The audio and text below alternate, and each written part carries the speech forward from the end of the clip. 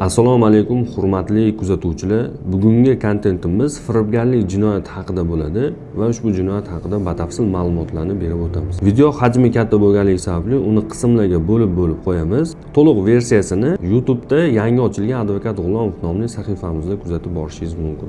Bizni faoliyatimizni qo'llab-quvvatlash uchun like bosib kanalga obuna bo'lishni unutmang. Firibgarlik jinoyati O'zbekiston Respublikasi Jinoyat kodeksining 168-moddasida ko'rsatib o'tilgan ushbu modda 5 ta qismdan iborat bo'lib, 168-modda 1-chi, 2-chi, 3-chi, 4-chi qismlari sodir etilgan jinoyatni og'irlik va kvalifikatsiyaga ta'sir qiluvchi belgilar, ya'ni ancha miqdor, ko'p miqdor, juda ko'p miqdor, bir guruh shaxslar tomonidan sodir etilishi, takroran sodir etilishi, mansab mavqedan foydalanib sodir etilishi, uyushgan guruh tomonidan sodir etilishi va boshqa shunga o'xshash belgilari orqali qismlarga ajratilgan hisoblanadi. Har bir qismdagi sanksiya qismida ko'rsatilgan jazoni og'irlashib, qismiga qarab og'irlashib boraveradi.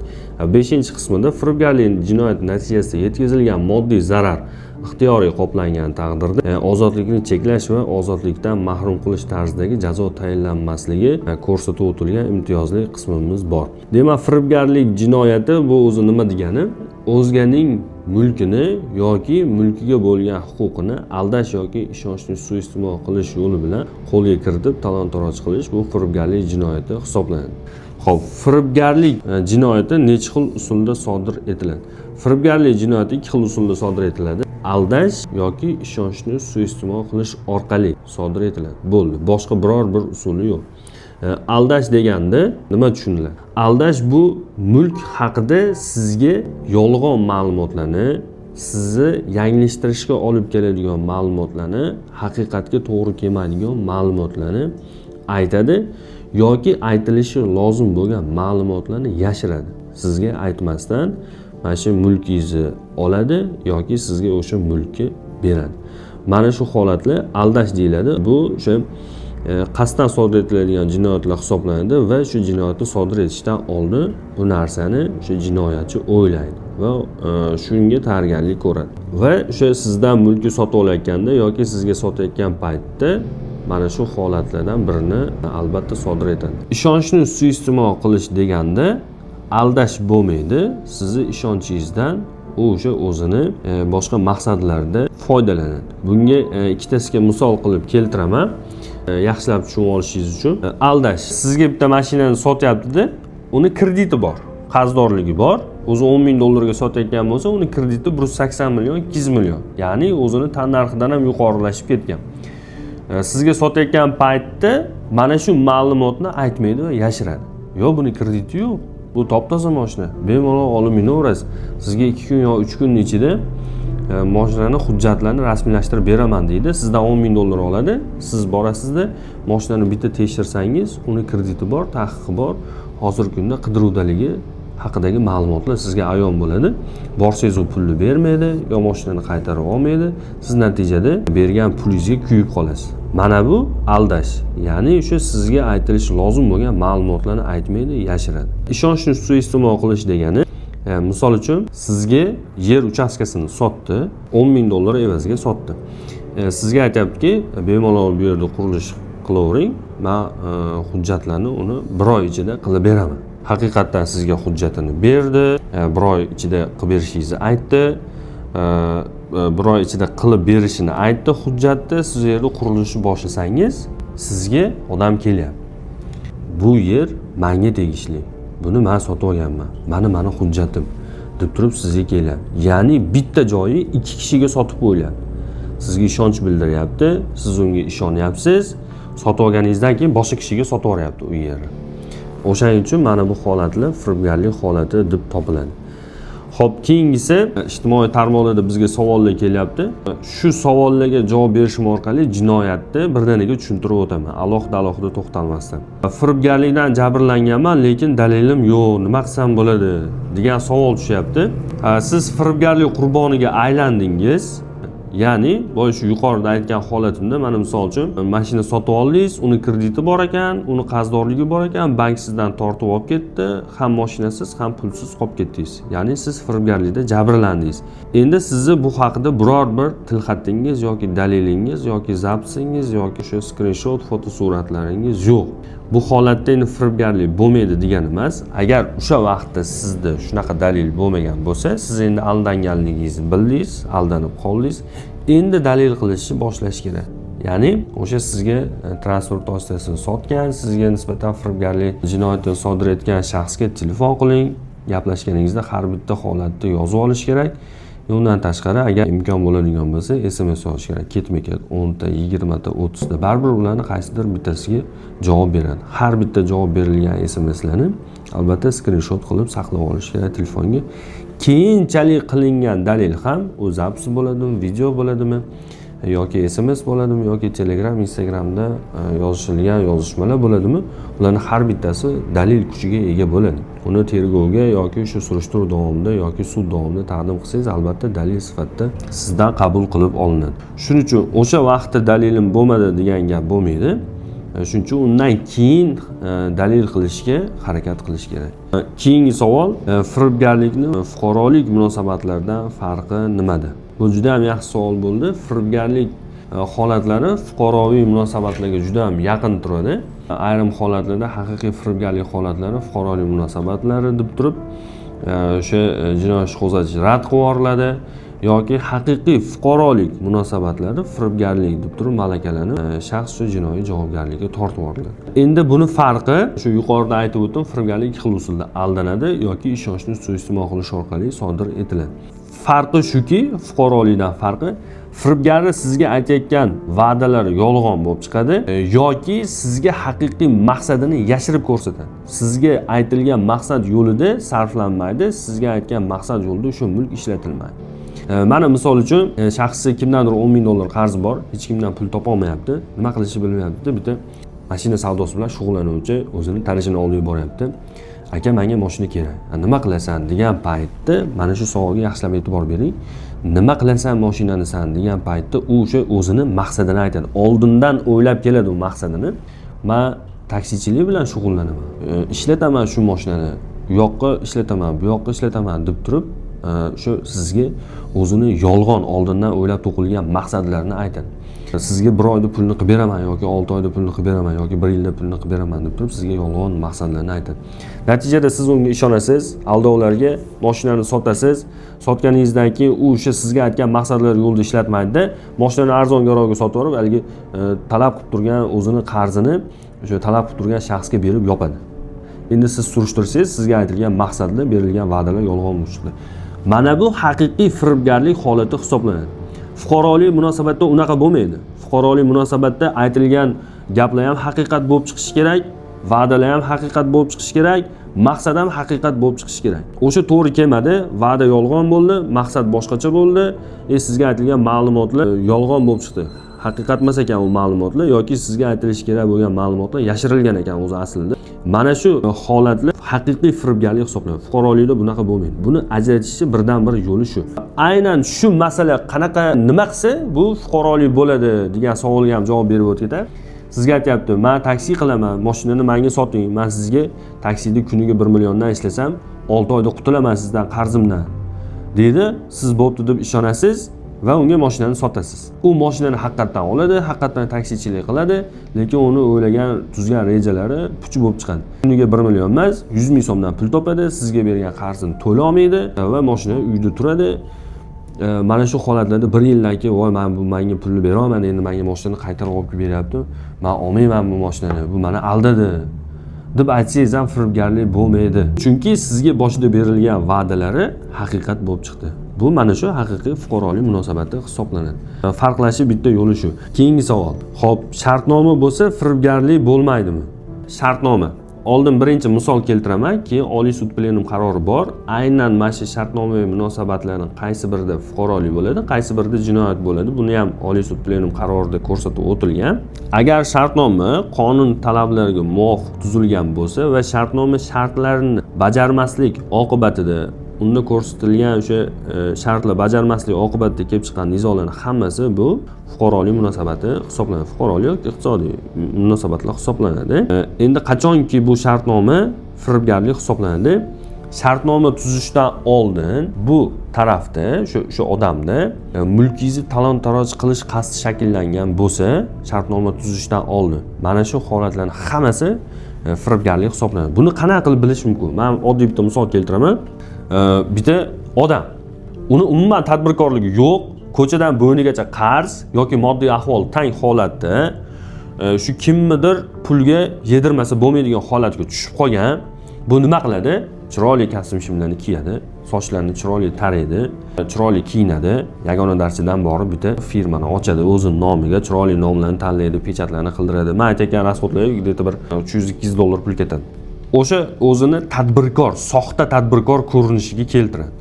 Va boradi-da, o'zining hududida emas, chunki hududi uni hamma taniydi. Boshqa hududlarga boradi. Misol uchun deylik, Toshkent shahriga boradi. Toshkent shahriga borib bitta tadbirkor oldiga boradi. Men tadbirkorman, mani firmam, mani guvohnomam, mani pechatim. Men shunaqa sizdan 1 milliardlik tovar olaman. Uni oldindan 15 million, 30 million so'mini tushirib beraman. Mani hisob raqamdan tushirib beraman. Shartnomani как положено qonuniy tuzamiz. Men tovarlarni o'zimni seximda qabul qilib olaman, o'zimni viloyatimda yoki o'zimni shahrimda qabul qilib olaman. Keyin sizga qolgan summani 2 yoki 1 ish kuni ichida tushirib beraman deb ishonchga kiradi. Haligi tovarni tadbirkor uni taqdim qilgan hujjatlarga, uni tashqi ko'rinishiga, uni oldindan tashlab beradigan pul mablag'lariga ishonadi. Shartnoma tuziladi, imzolanadi, onlayn bazadan tuziladi, hisob raqamiga pul tushadi, kvitansiyalar beriladi, hisob faktura, yo'l varaqalari, hamma narsa qonuniy bo'ladi va 1 milliardlik tovarni olgandan keyin qarabsizki, yani oldindan tayyorlanib kelgan shaxs umuman yo'q. Tovarni borib kimgadir 700 million, 600 million, 500 millionga qanchagadir arzoniga sotib yuboradi. Haligi tushgan pulni boshida sarflagan 200-300 dollarni yopadi. Undan tashqari boshida ishonch uchun tashab berilgan 15-30 million so'mni yopadi. Qolgan pulni o'zining shaxsiy ehtiyojiga ishlatadi. Aksariyat holatlarda shartnoma bor deb yoki o'sha bu ikkita yuridik shaxs o'rtasidagi munosabatlar buni boshqa sudlarga murojaat qilish kerak deb tergovchilar tomonidan mana shu holatlar atkaz qilib yuboriladi, yopib yuboriladi. Bu o'zi aslida noto'g'ri holat. Bunda o'sha soxta tadbirkorning qasdi shartnoma tuzishdan oldin paydo bo'lgan. U o'ylagan. Nima qilsam, hozir men mashinadan 1 milliardlik tovar ola olayman. Nima qilsam bu menga ishonadi deb turib oldindan tuzilgan. Xuddi mana shu narsa Oliy sud plenum qaroridan ko'rsatilgan. Mana men o'qib beraman. Firibgarlik ishlariga oid Oliy sud plenum qarorining 12-bandi nima deyapti? Agar qonun talablariga muvofiq tuzilgan bitimlar, shartnomalar yuzasidan nizoni sudda ko'rish natijalari bo'yicha taraflardan birida o'zganing, mana shu joyga e'tibor berish kerak, taraflardan birida o'zganing mulkini yoki o'zganing mulkiga bo'lgan huquqni qo'lga kiritishga nisbatan qasd, mulkni yoki unga bo'lgan huquqni egallashdan oldinroq paydo bo'lganligi aniqlansa, sud bu haqda jinoyat alomatlari bor yoki yo'qligini aniqlash uchun prokuratura idoralariga xabar qilishi lozim deb turib 12-bandni ko'rsatib o'tgan. Bu nima degani? Ya'ni siz meni mulkni egallashdan oldin, shartnoma tuzishdan oldin shuni egallashga qaratilgan qasd sizda paydo bo'ladi. Boyaga aytdimki, soxta tadbirkor nima qilsam shu mulkni egallay olayman deb turib o'zini jinoiy rejasini tuzyapti va buni sodir etyapti. Xuddi mana shu narsani ko'rsatib o'tilgan. Aytayaptiki, shartnoma bo'ladimi, qonuniy bitim bo'ladimi? Uni tuzishdan oldin o'zi qasd shakllanib bo'lgan bo'lsa bo'ldi, bu jinoyat bu. To'liq jinoyat. Shuning uchun bular o'zini firibgarlik jinoyatini qonuniy bitim tuzish, shartnoma tuzish, soxta tadbirkorlik bilan niqoblab olyapti. Bu jinoyat sodir etishi bir usuli sifatida qabul qilinishi kerak. Keyingi savol, firibgar bilan juda ko'p marotaba oldi-berdi qilgan ekansiz. Oldindan hamkorlik qilib yurgan ekansiz deb arizamni tugatib yuborishdi. Shu to'g'rimi? Tergov qadar tekshiruvda yoki tergov paytida firibgar o'zi bilan oldindan sen oldi-berdi qilib yurgan ekansan. Juda ko'p marta sen hamkorlik qilgan ekansan. Nimaga endi firibgarlik bo'lishi mumkin bu narsa? Senga pulni to'lamasa yoki senga mulkingni qaytarib bermasa deb turib atkaz qilib yuborishibdi. Bu to'g'rimi yoki noto'g'rimi deyilyapti. Aksariyat hollarda shu narsani to'g'ri tushunish kerakki, hamkorlik qilib kelganligi, oldingi hamkorliklarda muammo bo'lmaganligi, oxirgisiga kelganda muammo bo'lib qolganligi yoki oldindan hamkorlikning har birida muammo to'planib va hamkorlik barbod bo'lganligi bu firibgarlik emas degani emas. Shuning uchun buni e'tibor beradigan jihatlarini hozir men o'sha hayotda amalda bo'lgan shu boshidan o'tkazilgan holatni men gapirib berish orqali tushuntirib beraman. Ya'ni bir ayol, unga juda ham pul kerak, shu holatga tushib qolgan, pul topmasa bo'lmaydi. O'zini bir tanishiga boryapti. Sen menga tillolaringni, men misol tariqasida aytyapman, sen menga tillolaringni 1 grammini $100 sotgin. Men uni palon joyda ishlaydigan tanishimga, piston joyda ishlaydigan tanishimga, palon o'qituvchiga, palon hamshiraga $105 sotaman. $5 bu meni foydam. $100 senga olib kelib beraman. Shunaqa qilaylik, shunda sen ham foydalangin, men ham foydalanaman. Unga sotaman, $5 olib qolaman, $100 senga olib kelib beraman. Hamma narsa o'zini vaqtida bo'ladi. Rosa cho'zilsa 1 oy, 2 oyga cho'zilishi mumkin. Lekin albatta senga olib kelib beraman deb turib ishonchga kiradi. O'zi aslida uni maqsadi boshqa narsa. Maqsadi o'sha pullarga egalik qilish. O'zini boshqa bir muammolarni hal qilish. Shunda haligi tanish ayoli rozi bo'ladi va har 1 gram tilloni $100 dan bunga o'tkazadi. Bu ayol endi o'sha tanishiga sotmasdan, aytgan maqsadi yo'lida sarflamasdan boshqa maqsadga o'tadi. Ya'ni tilla bozoriga boradi, to'g'ri kelgan odamga $90, $95 dan sotib yuboradi-da, haligi pullarni o'zini ehtiyojiga ishlatadi. Endi keyingi safar ham borishi bor bu ayolning oldiga. Borayotgan paytida haligi $90 ga arzonga sotib yuborgan pulidan ma'lum bir qismini, $20 ni o'ziga olib qoladi. Qolgan $70 ni sarflab yuboradi. U tanishini oldiga boradi-da, tilloni palon o'qituvchiga sotdim. Mana menga oldindan $20 pul berdi. Bu olgan tilloyim uchun. Qolgan pullarni sizga 20 kunda olib kelib beraman, olsam. Bo'ldi deydi, meni ayol, menga pulimni bir qismini olib kelib berdi. Bu ishonchli odam. Men unga bersam bo'ladi. Ana o'qituvchi ham ishonchli. Uni oyligi bor, boshqasi bor, undirib olsa bo'ladi, deydi. Va ishonib haligi $20 olib qo'yadi. $100 dan bunga $20 qaytdi. Endi ani firibgar ayol yana bir tanishimga tillo kerak bo'lib qopti. Shunga ham tillo bering, deydi-da, yana $100 ga tilla sotib oladi. Yana o'sha uni bozorda to'g'ri kelgan odamga $90-95 ga sotib oladi arzoniga. Yana o'sha o'ziga $70 pul ishlatib olib, $20 ni olib borib, ana ayolga ikkinchi marta olib borib beradi. Undagi bahonasi ham xuddi shunaqa bir xil. Endi shunaqa qilib 30 marta, 40 marta, 20 marta oldi berdi qiladi.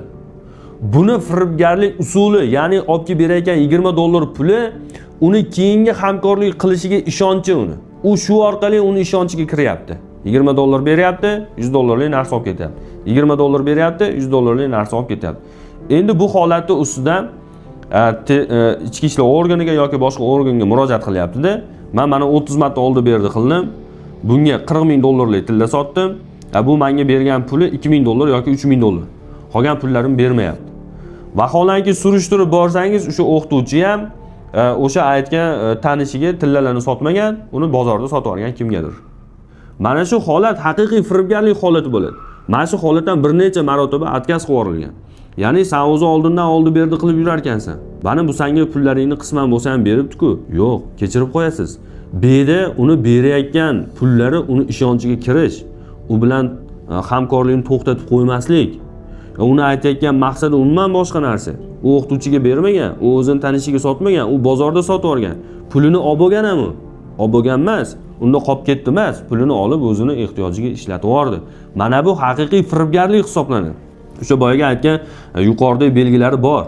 Maqsad yolg'on, ma'lumot yashirilgan, ishonchni suiiste'mol qilingan va uni firibgarlik doimiy bo'lib borishi uchun, hamkorlik to'xtab qolmasligi uchun ataylab $20 dan $15 dan qisman 10 dan bir qismini, 20 dan bir qismini ishonch tariqasida u o'zini tanishiga berib borgan. Xuddi mana shunaqa belgilar bo'ladigan bo'lsa, bu to'liq firibgarlik bo'ladi. Uni fuqarolik deb atkaz qilish qonunga xilof bo'ladi. Keyingi savol. Suddan chiqarib turaylik, chiqsa albatta to'lab beradi demoqda. Agarda olmagan pulimni oldim desam, lekin qamoqdan chiqqandan so'ng pulimni bermasa, qayta ariza bilan murojaat qila olaman. Savol tushuntirib o'taman. Suddan chiqsam pulingni albatta to'lab beraman. Hozir oldim deb yozib berib tur. Men suddan chiqishim bilan senga beraman. Kerak bo'lsa mana tilxatam yozib beraman, deydi. Firibgar, qamoqda o'tirgan firibgar. Jabrlanuvchi shunga ishonib qoladiki, bu suddan chiqsa meni berar ekan deb turib sudda hurmatli sudya, bo'ldi, meni davomim yo'q, men pullarimni to'liq berdi deb aytadi va sud boyagi o'sha firibgarlik jinoyatini 5-qismini 168-modda 5-qismiga asoslanib zarar qoplanganligi sababli uni sud zalidan ozod qiladi.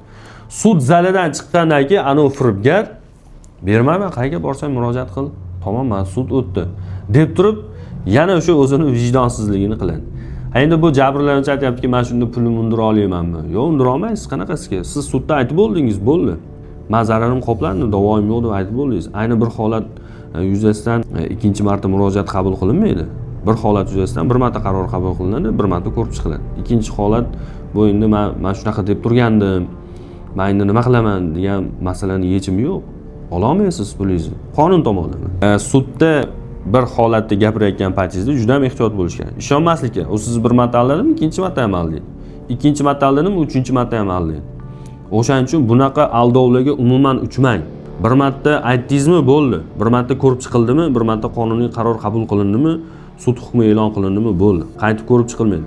Apellyatsiya yozasizmi, taftish yozasizmi, kassatsiya yozasizmi, uni bergan tilxatini olib borib berasizmi, bo'ldi. Uni masalasi yo'q. U boshqa sudda ko'riladi. Fuqarolik sudida ko'riladi.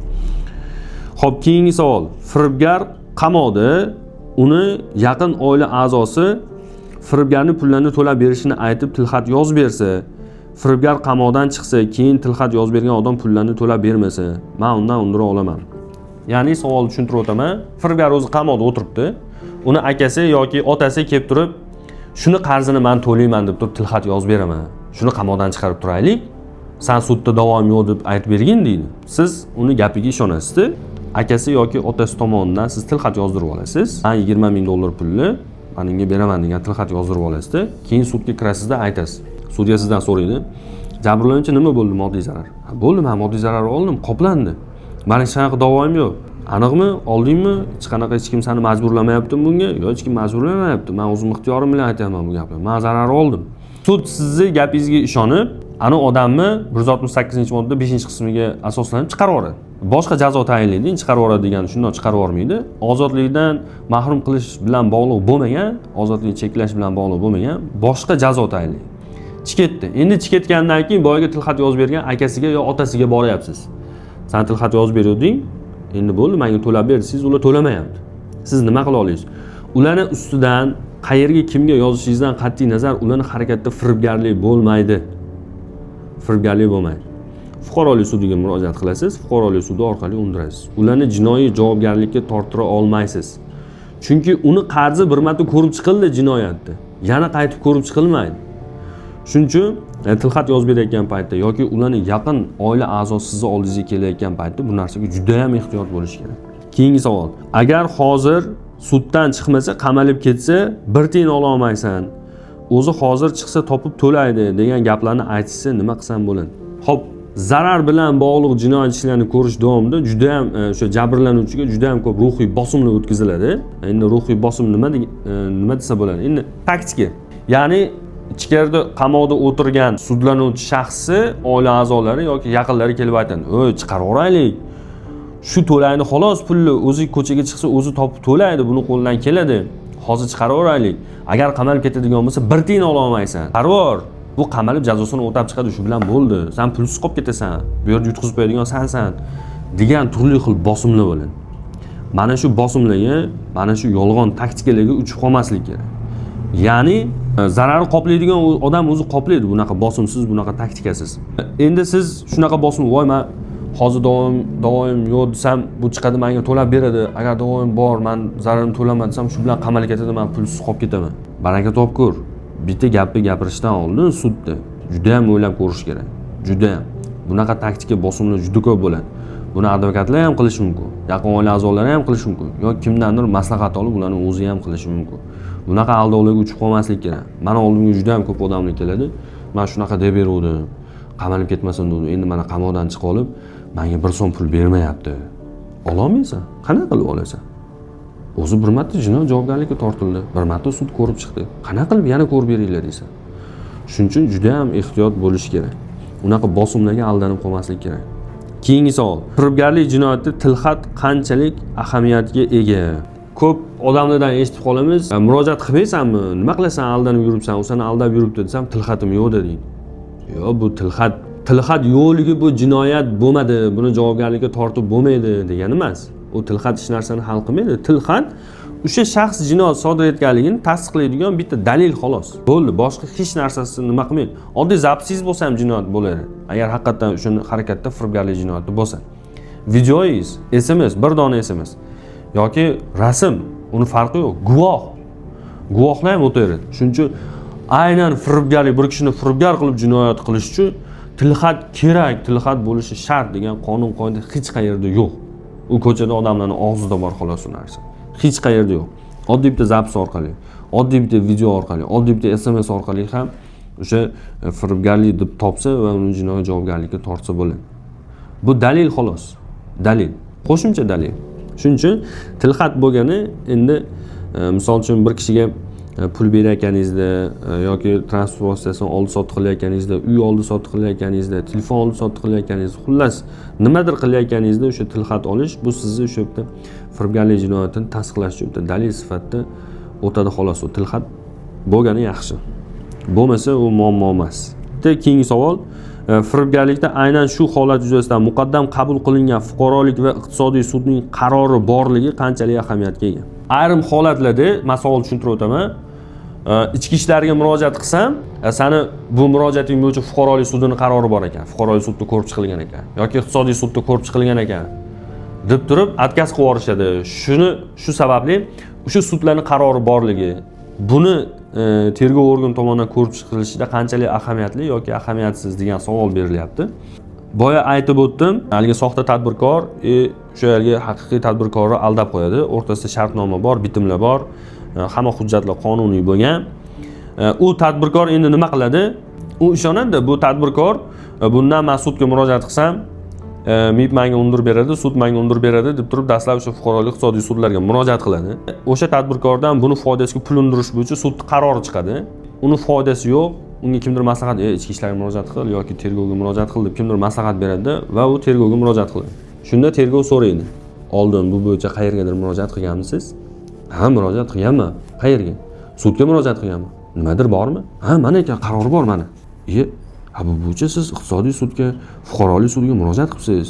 Sud qaror bor ekan. Bu haqiqiy fuqarolik munosabatga, iqtisodiy munosabatga, ikkita tadbirkor o'rtasida bo'layotgan munosabat. Tem bo'lib sud qarori ham bor ekan. Ko'rib chiqilgan ekan bu masala. Bu yerda firibgarlik yo'q deb turib отказ qilib yuboradi. Lekin o'zi aslida haqiqiy firibgarlik bu.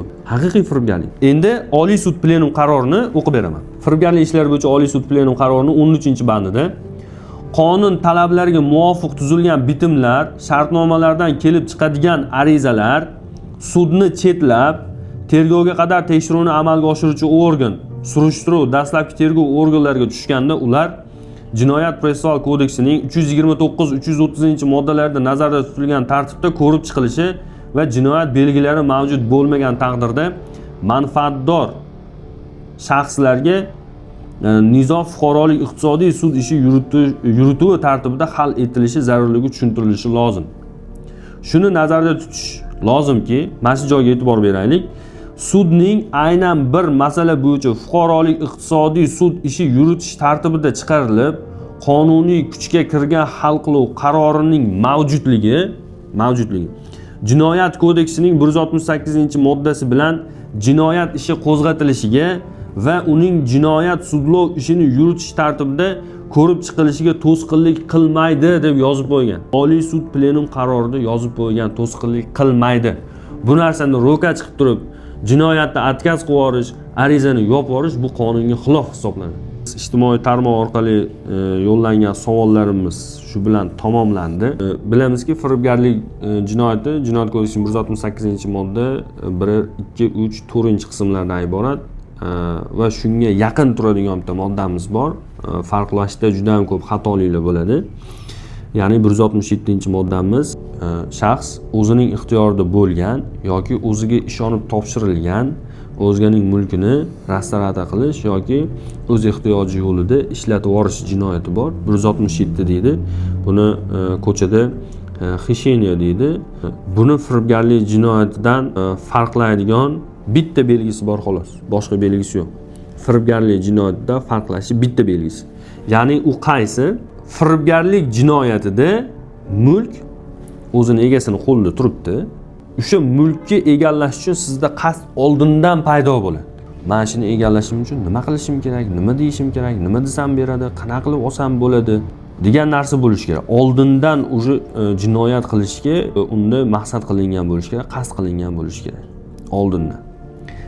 O'zlashtirish 167-moddamizda ko'rsatilgan jinoyatda mulk sizni qo'lingizda turibdi, hech qanaqa talon-toroj belgisi yo'q, o'z ixtiyori bilan bergan yoki sizga ishonib topshirilgan mulk. Uni mulk sizda bo'lgandan keyin paydo bo'ladi. Ya'ni sizni qo'lingizga kelib tushgandan keyin paydo bo'ladi o'zlashtirish. Ya'ni shu mulk sizda turibdi. Birov misol uchun aytayaptiki, bitta misol bilan, hayotiy misol bilan tushuntiraman, o'shani tushunib olishinglar osonroq bo'ladi. Qaysidir shaxsga taksi orqali siz dastavka qilib yubormoqchisiz. Ya'ni $10,000 pulni jo'natib yubormoqchisiz. U taksi sizni tanimaydi. Siz ixtiyoriy shu gruppaga yozdingiz, ixtiyoriy bitta taksi keldi. Taksiga aytyapsizki, mana $10,000 pul, mana shaxsga yetkazib berasan, bu telefon nomeri deb berib yubordingiz. Ixtiyoriy o'zingiz berdingiz. U sizni mulkingizni olishga qasd qilib kelgani yo'q. Chunki bilmasdi u nima berib yuborishingizni, nima qilishini bilmasdi. Berdingiz, yo'lda ketyapti-da, yetib borishiga 1 soat yoki 10 minut qoldi. Shunda taksida qasd paydo bo'ldi. To'xta. U meni tanimasa, u meni kimligimni bilmasa, shu pulni men bermay, nima qilaman berib? Undan ko'ra o'zimni birorta ishimga ishlatarman deb turib pulni bermadi. Telefonni o'chirib ketib oldi. Mana bu haqiqiy 167 da ko'rsatilgan shu jinoyat bo'ladi.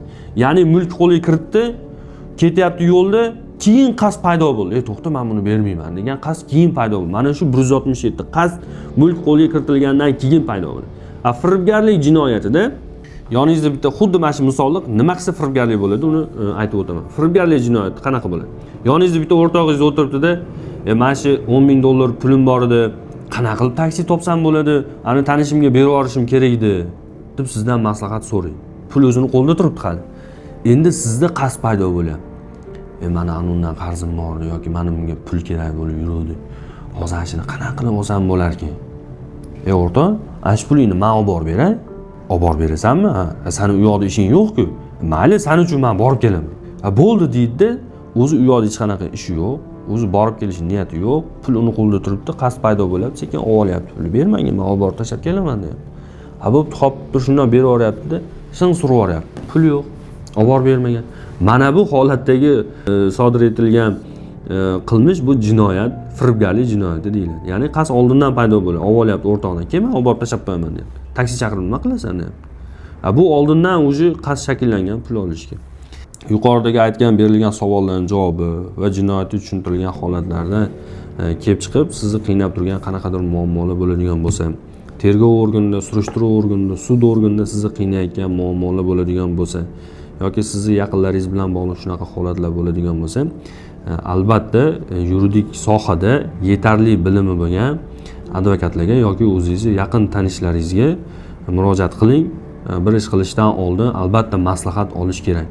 Maslahatsiz ish qilmang. Keyinchalik 2-marta, 3-marta, 4-marta aldanishingizga to'g'ri kelib qoladi.